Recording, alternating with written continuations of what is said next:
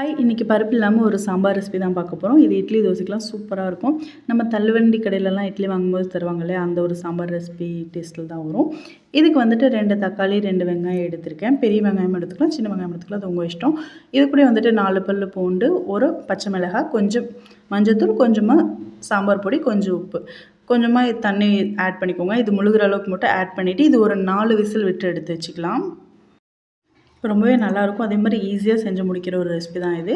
இது விசில் வரத்துக்குள்ளே நம்ம தேவையானதெல்லாம் ரெடி பண்ணிக்கலாம். 2 ஸ்பூன் வந்துட்டு கடல மாவு, அதுக்கப்புறமா கொஞ்சமாக சின்ன வெங்காயம். ஒரு சிலர் தோசை மாவுலாம் சேர்த்துப்பாங்க, நான் கடல மாவு தான் சேர்த்துப்பேன். அதுக்குள்ளே இந்த தக்காளி வெங்காயம்லாம் நல்லா விசில் அடங்கிடுச்சு. இதுக்கப்புறமா இந்த தக்காளி வெங்காயத்தை வந்துட்டு ஒரு மிக்ஸி ஜாருக்கு ட்ரான்ஸ்ஃபர் பண்ணிவிட்டு நல்லா ஆறுனதுக்கப்புறமா நைஸாக அரைச்சி எடுத்துக்க போகிறேன். அரைச்சதுக்கப்புறமா தாளிக்கிறதுக்கு பாத்திரத்தை அடுப்பில் வச்சிடலாம்.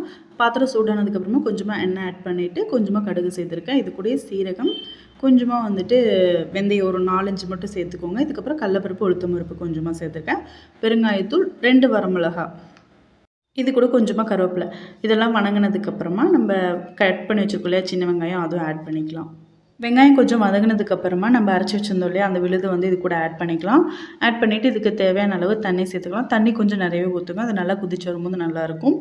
இது கூட வந்துட்டு நம்ம கடல மாவு வந்து 2 ஸ்பூன் வச்சுருந்தோம் இல்லையா, அதை வந்து நல்லா கெட்டி இல்லாமல் கரைச்சிக்கணும்.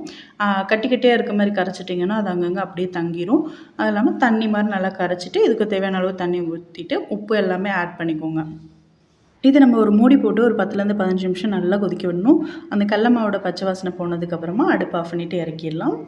ரொம்ப ரொம்ப ஈஸி தான். இதில் நம்ம பருப்பு சேர்க்கல அப்படின்றதே நம்ம சொன்னால் தான் மற்றவங்களுக்கு தெரியும். அது வரைக்கும் பருப்பு சேர்த்த சாம்பார் தான் எல்லாருமே நினச்சிட்ருப்பாங்க. கண்டிப்பாக இட்லி தோசைக்கெலாம் சூப்பராக இருக்கும்.